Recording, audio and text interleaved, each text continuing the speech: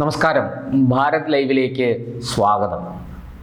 ജൻസി പ്രക്ഷോഭം എന്ന പേരിൽ നമ്മുടെ തൊട്ടയൽ രാജ്യമായ ബംഗ്ലാദേശിൽ നടന്നുകൊണ്ടിരിക്കുന്നത് ഹിന്ദു വംശഹത്യയാണ്, ന്യൂനപക്ഷ വംശഹത്യയാണ് എന്ന് പറഞ്ഞാൽ തെറ്റില്ല. ഇക്കാര്യം തുറന്നു പറയാൻ ഭാഗികമായെങ്കിലും തയ്യാറായിരിക്കുന്നത് നമ്മുടെ തിരുവനന്തപുരത്തിൻ്റെ സ്വന്തം MP ഡോക്ടർ ശശി തരൂരാണ്.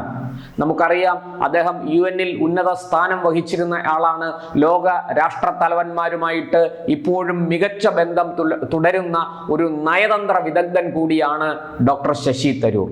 ഇപ്പോൾ അദ്ദേഹം പറയുന്നു, ഈ ബംഗ്ലാദേശിൽ നടക്കുന്ന സംഭവങ്ങൾ ഭയാനകമാണ്. അവിടെ മതനിന്ദ കുറ്റം ആരോപിച്ച് ഒരു ഹിന്ദു യുവാവിനെ തച്ച് കൊന്ന ശേഷം വിളക്കുകാലിലോ മരത്തിലോ മറ്റോ കെട്ടിവെച്ച് തീ കൊളുത്തി. ഇത് അത്യന്തം ഭയാനകമാണ്. ഇതൊരിക്കലും അംഗീകരിക്കാവുന്നതല്ല.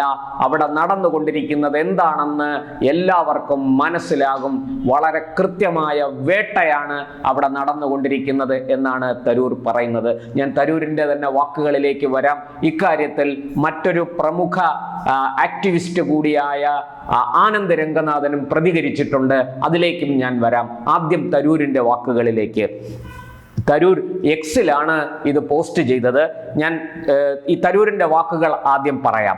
സഹിക്കാനാവാത്ത ദാരുണമായ സംഭവമാണ് കുറ്റവാളികളുടെ കൈകളാൽ ഒരു പാവപ്പെട്ട ഹിന്ദു യുവാവിനെ നഷ്ടപ്പെട്ടതിൽ ഞാൻ അനുശോചനം രേഖപ്പെടുത്തുന്നു.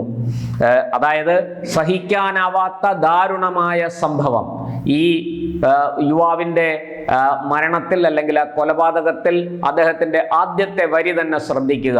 സഹിക്കാനാവാത്ത ദാരുണമായ സംഭവം, കുറ്റവാളികളുടെ കൈകളാൽ ഒരു പാവപ്പെട്ട ഹിന്ദു യുവാവിനെ നഷ്ടപ്പെട്ടതിൽ ഞാൻ അനുശോചനം രേഖപ്പെടുത്തുന്നു.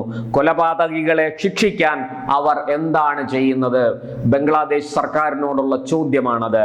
അത്തരം സംഭവങ്ങൾ ആവർത്തിക്കാതിരിക്കാൻ അവർ എന്ത് നടപടികളാണ് സ്വീകരിക്കുന്നത്? തരൂർ X-ലെ പോസ്റ്റിൽ ചോദിക്കുന്നു. അതായത് ബംഗ്ലാദേശിലെ മുസ്ലിം മതഭ്രാന്തന്മാർ ഹിന്ദു യുവാവിനെ കൊന്നു കെട്ടിത്തൂക്കിയ സംഭവം അങ്ങേയറ്റം ദാരുണമാണെന്ന് കോൺഗ്രസ് MP കൂടിയായ ശശി തരൂർ പറയുന്നു. മാത്രമല്ല, ഈ മൈമൻസിംഗ് പട്ടണത്തിലാണ് ഈ ഹിന്ദു യുവാവിനെ അക്രമികൾ അടിച്ചു കൊന്നത്. ഇദ്ദേഹത്തിന്റെ പേര്, കൊല്ലപ്പെട്ടയാളുടെ പേര് ദീപു ചന്ദ്രദാസ് എന്നാണ്. ഈ യുവാവ് എന്ത് തെറ്റാണ് ചെയ്തതെന്ന് നമുക്കറിയില്ല. മതനിന്ദ കുറ്റം ആരോപിച്ച് വലിയൊരു ജനക്കൂട്ടം, മതഭ്രാന്തന്മാർ, മതമൗലികവാദികൾ, മതമെന്ന വിഷം കുത്തിവെക്കപ്പെട്ട് ഇളകിയ കുറെ പേപ്പട്ടികൾ ഈ യുവാവിനെ തച്ചു കൊല്ലുകയായിരുന്നു. ഈ യുവാവ് സത്യത്തിൽ എന്താണ് ചെയ്തതെന്ന് തിരിച്ചറിയുന്നതിന് മുമ്പ്, അതായത് താൻ എന്ത് തെറ്റാണ് ചെയ്തത് എന്ന് ചോദിക്കുന്നതിന് മുമ്പ് തന്നെ അവർ ആ യുവാവിനെ കശാപ്പ് ചെയ്തു. ഇതാണ് സത്യം. ഇത് വളരെ ഏകപക്ഷീയമായ ഒരു സംഭവമാണ് എന്നു മാത്രമല്ല, ആനന്ദ് രംഗനാഥൻ, ആക്ടിവിസ്റ്റ് കൂടിയായ ആനന്ദ് രംഗനാഥൻ മോദി സർക്കാരിനെ ഓർമ്മിപ്പിക്കുന്നു. ബംഗ്ലാദേശിലെ ഹിന്ദുക്കളെയും ന്യൂനപക്ഷങ്ങളെയും രക്ഷിച്ചില്ലെങ്കിൽ ചരിത്രം നിങ്ങൾക്കൊരിക്കലും മാപ്പ് നൽകില്ല. ഇന്ത്യ സർക്കാരിനോട് ഒരിക്കലും ക്ഷമിക്കില്ല. നരേന്ദ്രമോദി എന്ന പ്രധാനമന്ത്രിയോട് പോലും ഈ ഭാവി തലമുറ ക്ഷമിക്കില്ല എന്നാണ് അദ്ദേഹം ഇക്കാര്യത്തിൽ സമൂഹ മാധ്യമങ്ങളിലൂടെയും ചാനൽ ചർച്ചകളിലൂടെയും പങ്കുവച്ചത്.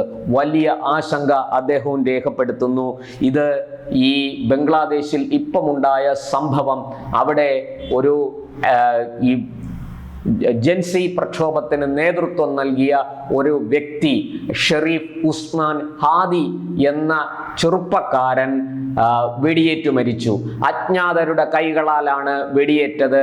ധാക്കയിൽ ഒരു റിക്ഷയിൽ സഞ്ചരിക്കുമ്പോഴാണ് ബൈക്കിലെത്തിയ 2 പേർ, മുഖം മൂടി ധരിച്ച 2 പേർ ഈ ഹാദിക്കെതിരെ നിറയൊഴിച്ചത്. ഹാദിയുടെ തലച്ചോറിൽ തന്നെ വെടിയുണ്ട ഏറ്റു.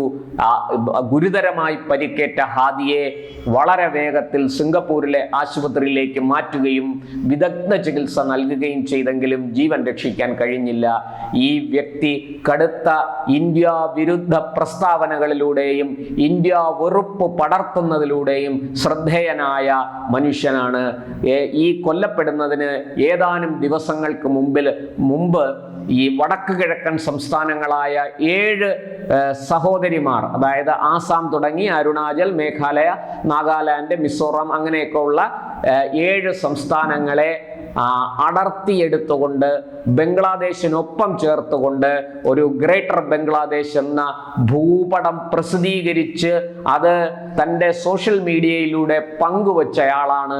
കടുത്ത ഇന്ത്യ വിരുദ്ധ പ്രസ്താവന നടത്തുന്നതിൽ, ഇന്ത്യ വെറുപ്പ് പടർത്തുന്നതിൽ എക്കാലവും മികച്ചു നിന്ന ഒരു ജമാഅത്തെ ഇസ്ലാമിയെ പിന്തുണയ്ക്കുന്ന ഒരു കൊടും തീവ്രവാദിയാണ് ഈ ഹാദി എന്ന് പറയപ്പെടുന്നു.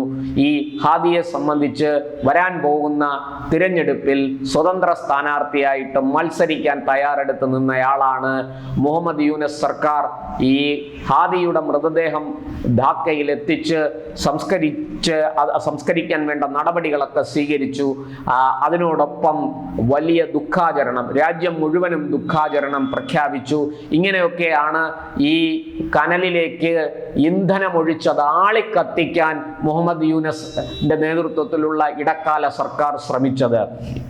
ഒപ്പം തന്നെ നമ്മൾ മനസ്സിലാക്കേണ്ട മറ്റൊരു കാര്യം, ഈ ഹാദിയെ വെടിവെച്ചയാളെ തിരിച്ചറിഞ്ഞിട്ടുണ്ട്. ഇവർ പറഞ്ഞുകൊണ്ടിരുന്നത് ഇത് ഇന്ത്യക്കാരാണ്, ഇന്ത്യ ഗവൺമെന്റാണ്, ഇന്ത്യ പാകിസ്ഥാനിൽ അജ്ഞാതനെ ഉപയോഗിച്ച് പല ഭീകര സംഘടനാ നേതാക്കളെയും വധിക്കുന്നത് പോലെ ഇവിടെയും ചെയ്തിരിക്കുകയാണ് എന്ന ആരോപണമാണ് ഇവർ ഉന്നയിച്ചത്. പക്ഷേ ബംഗ്ലാദേശ് പോലീസും സുരക്ഷാ ഏജൻസികളും നടത്തിയ അന്വേഷണത്തിൽ ഫൈസൽ കരീം എന്നൊരു ചെറുപ്പക്കാരനാണ് ഇയാളെ വെടിവെച്ചത് എന്ന് തിരിച്ചറിഞ്ഞിട്ടുണ്ട്. ഇപ്പോൾ പറയുന്നത് ഈ ഫൈസൽ കരീം ഇന്ത്യയിലേക്ക് രക്ഷപ്പെട്ടു, ഗുവഹത്തിയിലുണ്ട് എന്നൊക്കെയാണ് പറയുന്നത്. ഇതിനൊന്നും യാതൊരു തെളിവുമില്ല, ഒരടിസ്ഥാനവുമില്ല. ഇത് ഇന്ത്യ ഗവൺമെന്റും ഇന്ത്യയുടെ നയതന്ത്ര കാര്യാലയങ്ങളും ഒക്കെ ഇത് നിഷേധിച്ചിട്ടുണ്ട്.